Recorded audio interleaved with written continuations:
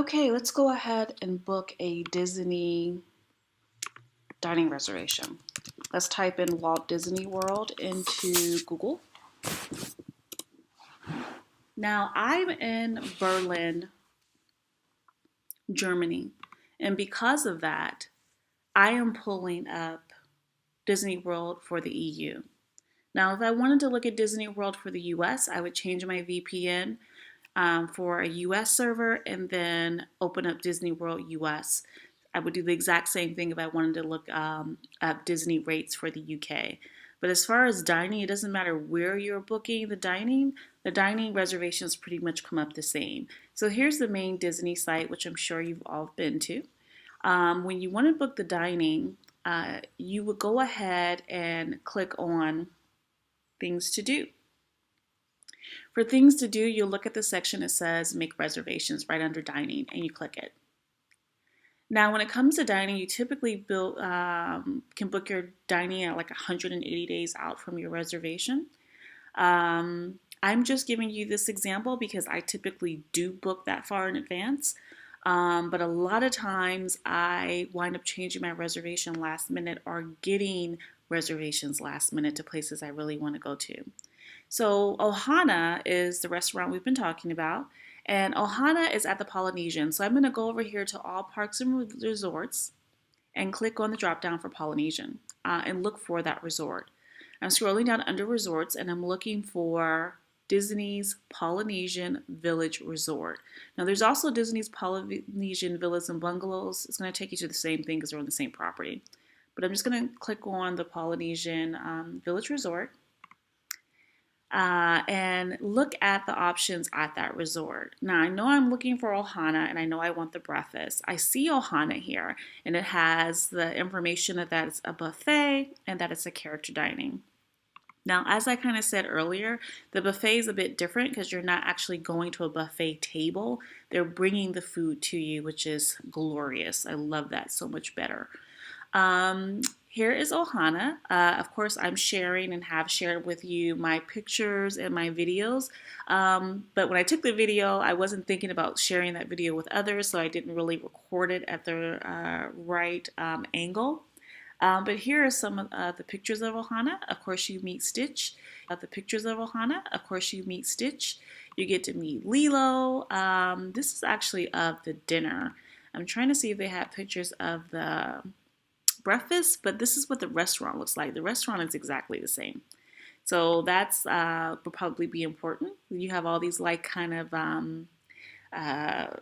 Samoan type of statues, which are really cool to see in person. And the seating is a lot like this. Of course, during breakfast it's slightly different. You don't have these shared tables as much as you would during their dinner service. At least I didn't sit at that. We typically sit at round tables or the square tables closer to the window because that's what I request. So the cost for Ohana is going to be $59.99 for an adult and about $35 for a child under 10. The children may vary. My kids are adults. They're 25 and 22, so I have been paying adult rates for them since they were 10. And it's been a long time. So the children's rate, you might want to look that up just to verify. They have great reviews on TripAdvisor because it's a fantastic experience. Again, it has all the characters there. If you scroll down, I think it tells you about the characters. I can tell you the characters that are there. Oh, here we go. Best Friends Breakfast featuring Lilo and Stitch. You're going to have Lilo and Stitch there. You're going to have Pluto. You're going to have, not Pluto. You have Goofy. And you have Mickey Mouse and Minnie Mouse. And they're kind of like in Hawaiian dress. It's super cute. And the food that they have there for you are going to be a selection of scrambled eggs, island-style fried potatoes, Hawaiian pork sausages. At the time we went, there wasn't. We asked not. I mean, I don't remember if we asked for turkey or if we asked for something else, but we wound up getting turkey sausages and not pork. There's Hawaiian-style ham topped with pineapples and a variety of fruits and sorted bread. So if you don't eat pork, you don't have to eat pork here. You can just let them know that you want a substitute and they'll bring it to you because we had turkey sausage, not pork. And I think it was because one of my kids at the time wasn't eating pork, and that's fine, right? You always adjust. Time to go for breakfast is from 7:30 a.m. to 12 p.m. Now, keep in mind if you want to go to Magic Kingdom at rope drop, meaning as soon as the doors open and it's not extra magic hours, the doors typically open at 9. If you go to 7:30 a.m., you get there at the very early morning start and you get to eat great food, you get pictures with the characters because they're all working, they're going to come out and do their thing. And then you get to go to the park for the opening of the park. Since my kids are grown, we actually went a little bit later, like around 10, 9:45, 10, somewhere around there. So I'm going to pick a date to book and I'm going to pick it for like a Wednesday, just so that I can take you through the process. And so for here, I'm going to look and see if there's times, but I want to first just select breakfast so it can give me time frames.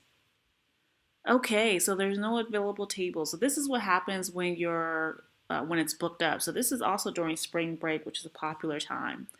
And I'm trying to book this a month out. So I'm gonna go ahead and see if I can book for a date in April. And increase my size, a party of 3, because it's typically 3 of us, breakfast, and let's see what happens. Now, when you're reserving your meals at any of the Disney restaurants during popular times, you're going to constantly have to search. There will be plenty of times where it's going to say no availabilities, but you can always come back and search again, and you might have availability.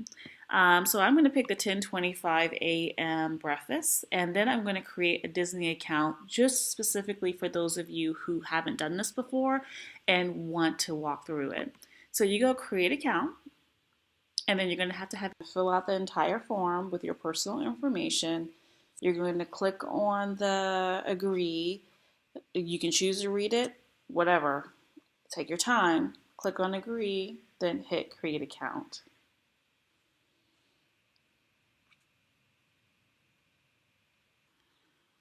Okay, we successfully set up an account with Disney. Now it's doing the magic called the Wait Forever spinning wheel.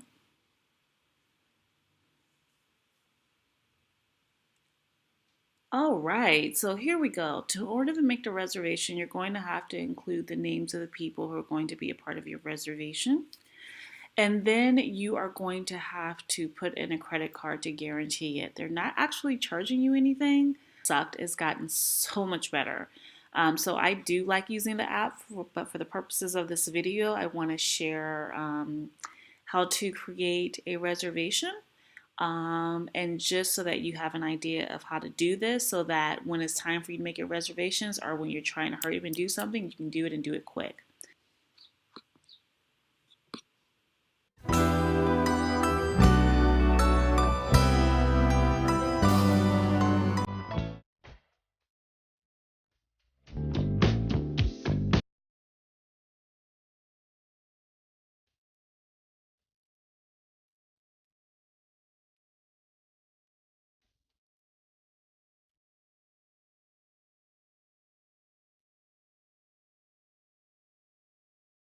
What will you make of this life? The slivers of sand you